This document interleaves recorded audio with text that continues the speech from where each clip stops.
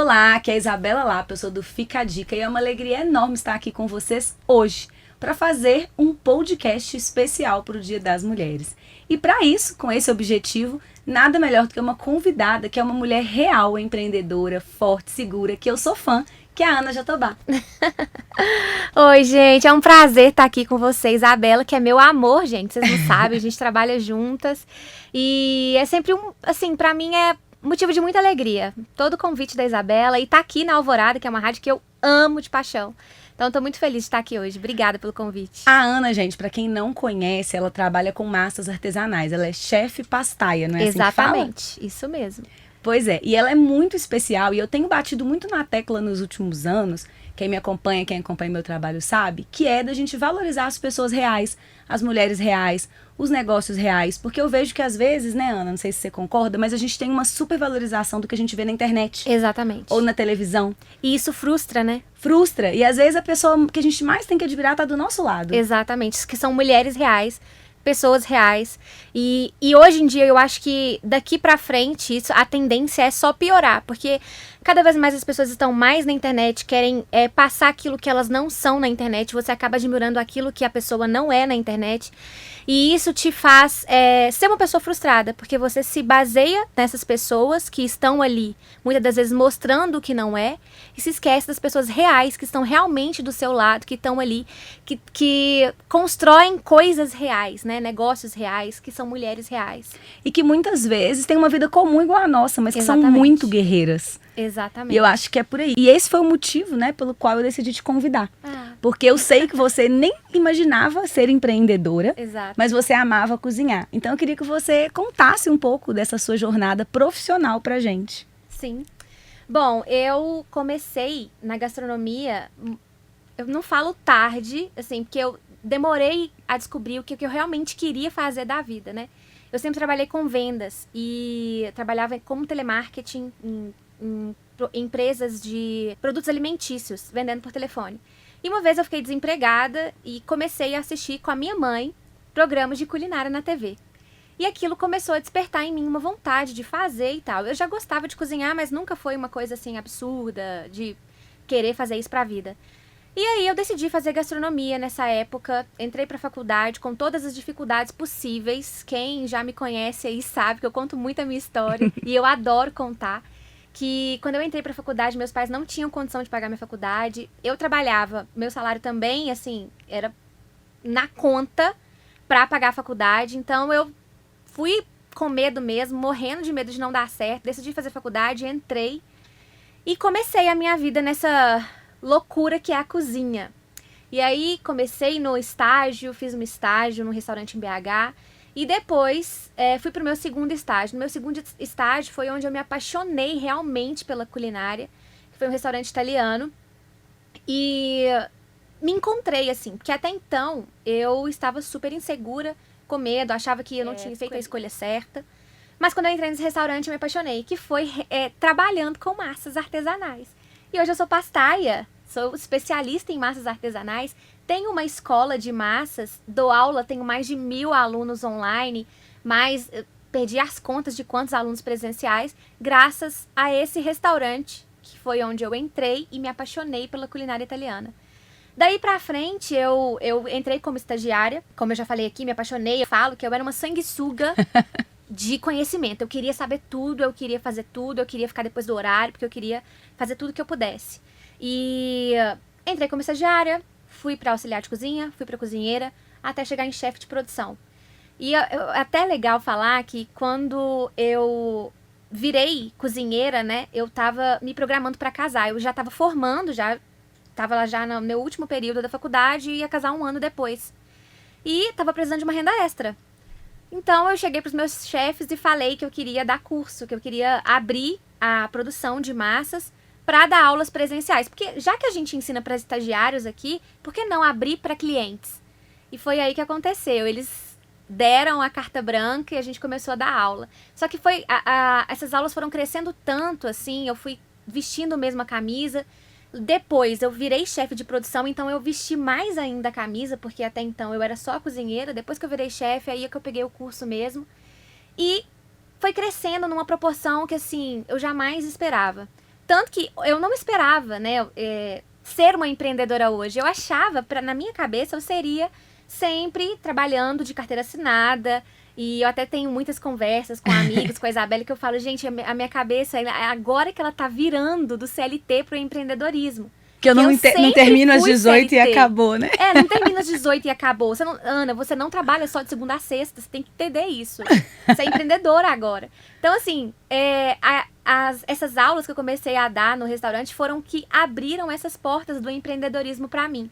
Eu caí de paraquedas nessas aulas, ser professora, porque até então eu era cozinheira, e tomei a decisão de sair do restaurante depois de 4 anos, no meio de uma pandemia louca, pedi conta para abrir a minha empresa especializada em cursos.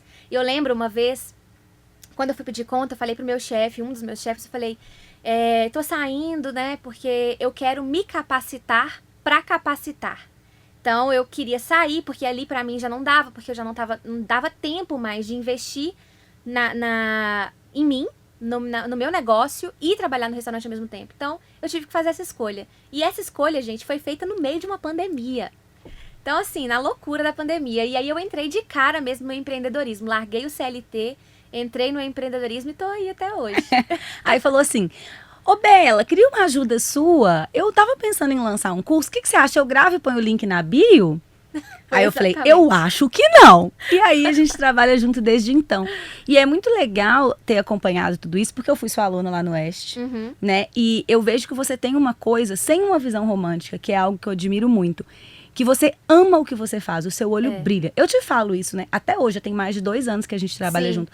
Gente, eu assisto a live dela lá em casa, eu não sei cozinhar nada. Mas o olho dela brilha tanto que eu mostro pro meu marido. Eu falo assim, não tem condição, olha como é que ela tá fazendo isso. E assim, é muito genuíno, não é porque a gente trabalha junto. Eu não consigo não admirar. E eu acho que esse amor pelo que a gente faz é muito mágico. Mas é importante a gente, enquanto mulher, enquanto empreendedora, entender também que não é romântico. Só por isso que é romântico, né? Não é, e amar o que você faz não significa que você não vai ficar cansada, que você não vai ter um dia de desânimo, de não querer fazer nada, de não querer ver ninguém. Não é porque você ama o que você faz, não é porque você ama o seu trabalho, que você vai estar ali 100% todo dia. Não. Nós somos mulheres, somos humanos, né? Então, assim, a gente tem os nossos dias também. Não tem nada romântico aqui, porque a gente tem muito que falar sobre isso, porque as pessoas acham que, porque você ama o que você faz, então por que você não sei o quê? Né? Tem gente que é assim, que romantiza tudo. Não é assim, é o seu trabalho. É aquela frase, né? Você ama o que você faz, você nunca trabalha. Você trabalha, e muito. E é aí que você trabalha. Mas, por isso é a importância de você encontrar algo que realmente te realize, tanto como profissional e ao mesmo tempo como pessoal. Porque essa frase, ela faz um pouco de sentido, sim. Mas não é bem por aí, não. Que, encontre algo que você ama, que você nunca vai precisar trabalhar. Mentira, é aí que você trabalha, tá? Eu acho que é o seguinte, você encontra algo que você ama pra trabalhar muito mais sem sentir pesar. Exato. Fica leve. Fica leve. Fica mais leve. E entendendo também que tem os processos, né, gente? Eu falo sempre, eu adoro trabalhar, você sabe. É quase que uma workaholic. Mas eu adoro ficar à toa também. E tem muitos processos ali do trabalho que eu detesto. Eu detesto gravar anúncio. Eu detesto fazer reunião, às vezes, sem sentido nenhum, a troco de nada. Mas faz parte. Então, eu penso que a gente tem que estar no foco do objetivo final. Exatamente. E hoje, Ana, eu vejo que o seu objetivo final de inspirar outras mulheres, outros negócios, porque você não tem só público feminino, né? Não. Mas outros empreendedores no caminho das massas, faz com que as pessoas se inspirem em você no dia a dia. Exatamente. E como que você sente essa responsabilidade de ser uma inspiração? O que elas mais te falam? Nossa, é uma responsabilidade muito grande. E eu sempre falo isso até porque a gente trabalha com sonhos, né? E mais do que inspirar, a pessoa, ela deposita completamente o sonho dela de negócio, de vida e o dinheiro também. Porque às vezes é aquele dinheiro que ela tem ali, que ela tá guardando para investir em alguma coisa, mas é pouco, mas ela tá insegura porque ela não sabe se ela vai, mas ela sabe também que ela precisa daquilo para crescer, para evoluir, para aprender, para aplicar no negócio, e ela deposita aquilo na sua mão.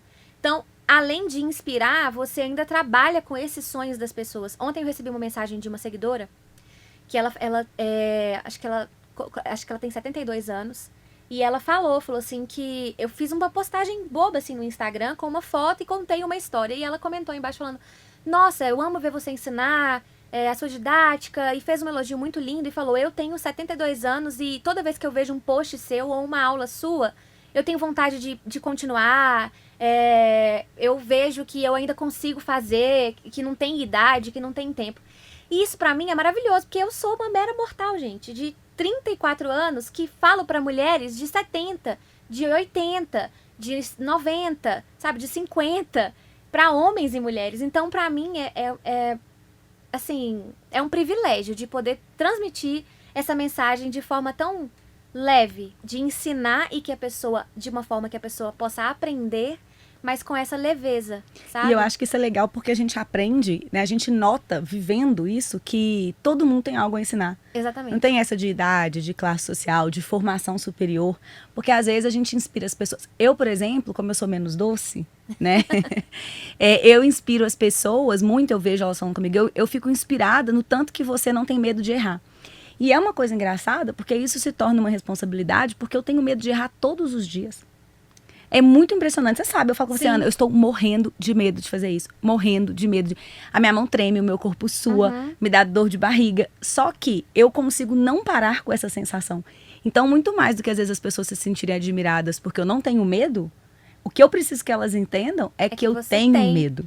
E que legal, a gente e que é igual. bom que a gente tem, né? Porque não existe coragem sem medo. É uma frase feita? É uma frase feita. Exatamente. Mas é real, né? E é aquele negócio, não existe aprendizado sem erro. Exato. Também, é a mesma Exato. coisa. Você vai... Ontem mesmo, no nosso grupo de alunos, tinha uma aluna falando que ela fez uma técnica, tá, gente? Que eu ensino lá nas minhas aulas, de pré-secagem. A massa dela passou do ponto de pré-secagem e quebrou. Ela não conseguiu fazer nenhuma modelagem. Que dó.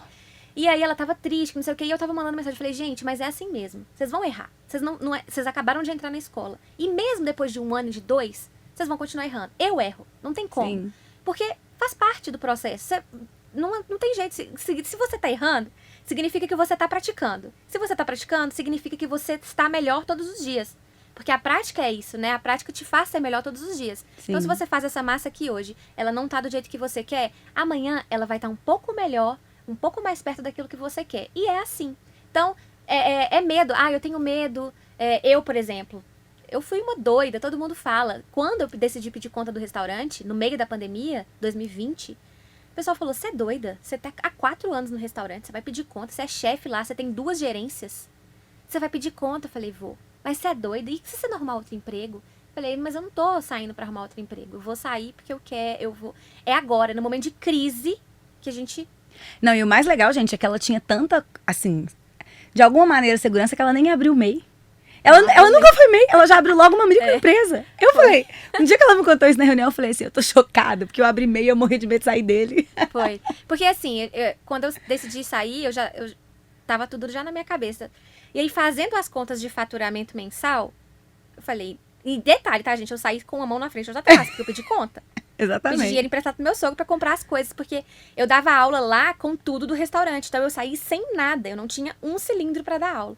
Então, eu saí, pedi dinheiro emprestado pro meu sogro. Meu sogro me emprestou, comprei tudo pela internet. Eu não tinha espaço físico pra dar aula. E aí, eu saí do restaurante dia 27 de outubro de 2020. A minha primeira turma presencial sem ter nada, nem espaço físico e nem material, foi no dia 14 de novembro. Dentro do ônibus, voltando pra casa, eu defini uma data. Falei, minha primeira turma presencial vai ser no dia 14 de novembro. Eu não tinha nada, faltava 2 semanas pra esse dia. E aí, e foi, sabe? Foi e aconteceu. Porque se você não coloca data, é outra Isso coisa que eu ia também. falar. Você acha, então, que as mulheres estão aqui ouvindo a gente, que tem um sonho, tem um projeto, tem um negócio que elas querem fazer e tem medo? A data é o primeiro ponto. Coloca a data. Então, porque se você não coloca a data, você não tem direção nenhuma. Você tem um plano, você tem um projeto na sua vida. Eu quero fazer faculdade tal. Eu quero comprar um carro. Eu quero, sei lá, fazer qualquer coisa. Se você não põe data, você empurra com a barriga até onde você aguentar. É igual dieta.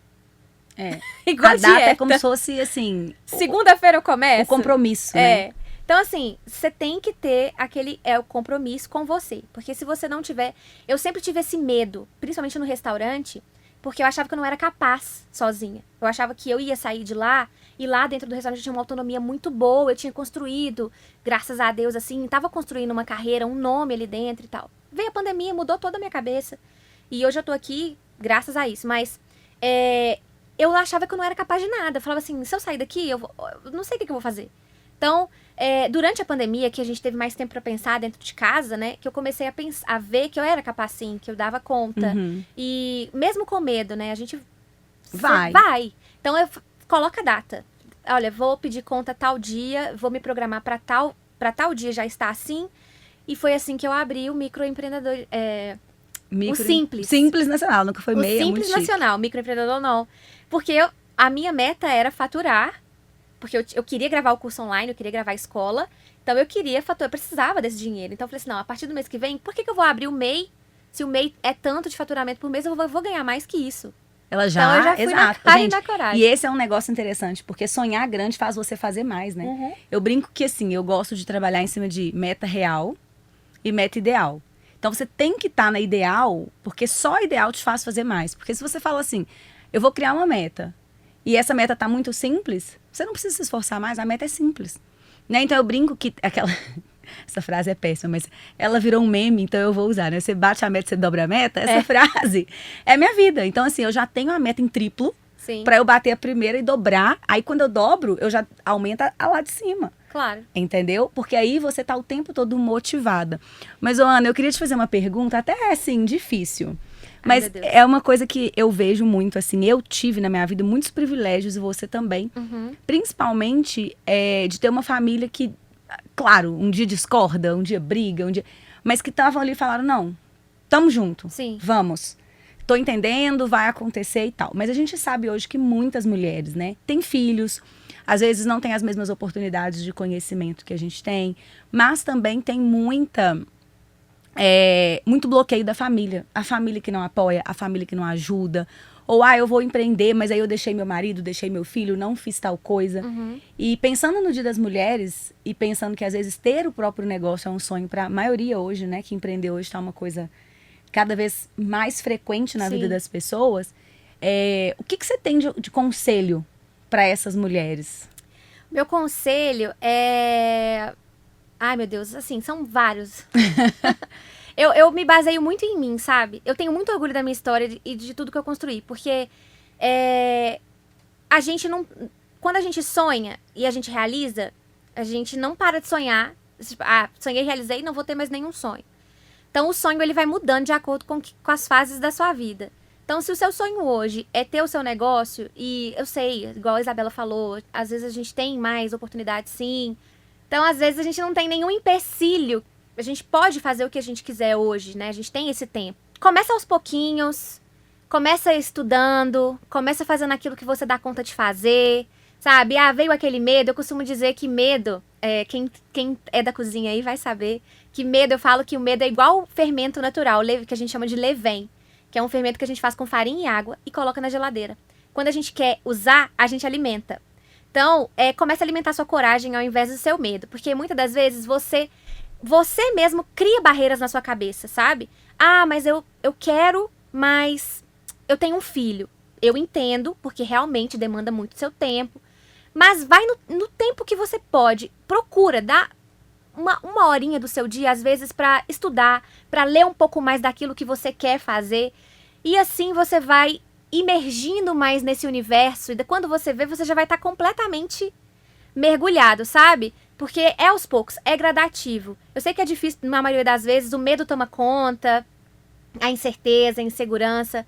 Mas se você quer, eu costumo dizer para os meus alunos uma coisa muito legal, que a nossa vontade de vencer tem que ser muito maior do que qualquer barreira que te impeça de ir pra frente, sabe? Sim. E é isso, assim, vai, coloca a meta, coloca a data, anda com medo mesmo, porque não adianta, o medo é até bom, porque o medo vai te impedir de fazer muita coisa que você possa se arrepender depois, é bom andar com medo do lado às vezes. E eu acho que tem uma coisa que é importante, porque quando você fala assim, estuda, vai adquirindo conhecimento, vai fazendo um passo de cada vez, é que até as pessoas que não confiam, ou que falam que vai dar errado, elas começam a ver que é sério. Então, a gente faz uma mudança de perspectiva. Eu mesmo, quando comecei a trabalhar em casa, minha família, assim, me dava todo o apoio, mas às vezes achava que eu não trabalhava. Ainda mais que era muito com o celular, né? Sim. Então, fico o dia inteiro postando. E depois, a minha postura, o meu compromisso foi mostrando pra eles que aquilo era um trabalho como qualquer outro e que às vezes estava me tomando muito mais tempo. Exatamente. E aí você conquista essa confiança. Porque a responsabilidade é sua de fazer isso, E né? sabe qual, muitas das vezes, até a maior barreira que a gente encontra nesse caminho, assim, quando você tem um sonho de empreender, de fazer algo seu pra você, a maioria das vezes não é o seu filho, não é o seu marido, não é a sua casa. A maioria das vezes são os julgamentos, sabe? Porque às vezes você trava por causa de julgamentos. Porque as pessoas te falam, mas você vai virar blogueirinha? Mas você vai ficar postando na internet? Mas você vai... Eu ouvi muito isso na minha vida toda. Quando eu decidi fazer faculdade, todo mundo falou, mas você vai ficar com a barriga no fogão. Então, você vai ficar trabalhando enquanto o povo tá se divertindo. Você é boba demais. Vai ganhar mal. Vai fazer... Então a gente escuta isso. Se eu tivesse parado e dado ouvidos pra tudo isso que eu escutei, eu não estaria onde eu tô hoje.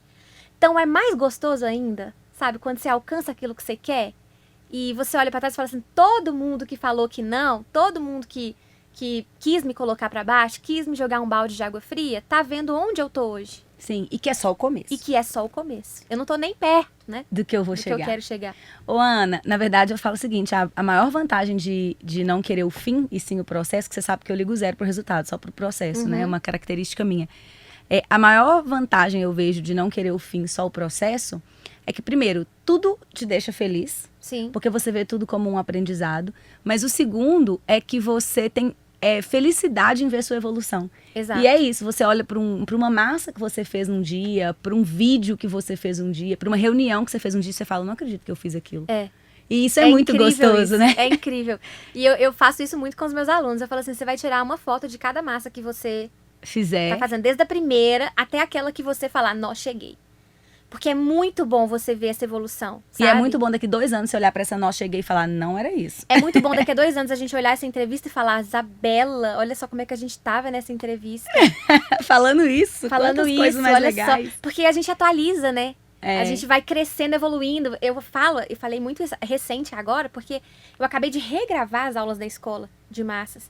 E aí, eu gravei há 2 anos atrás, eu era outra Ana. Gente, essa Ana que tá aqui é completamente diferente da Ana de 2 anos atrás. E eu tenho certeza que a Ana de 2 anos pra frente já não vai ser essa aqui. Sim, E isso que é muito incrível, bom, né? Uhum. É muito legal. Ô, Ana, e olha só, eu não posso encerrar a nossa conversa sem uma pergunta, né, gente? Aquela pergunta assim, ó. Ai, meu Deus. Quem é a mulher que você mais admira? A minha mãe, né?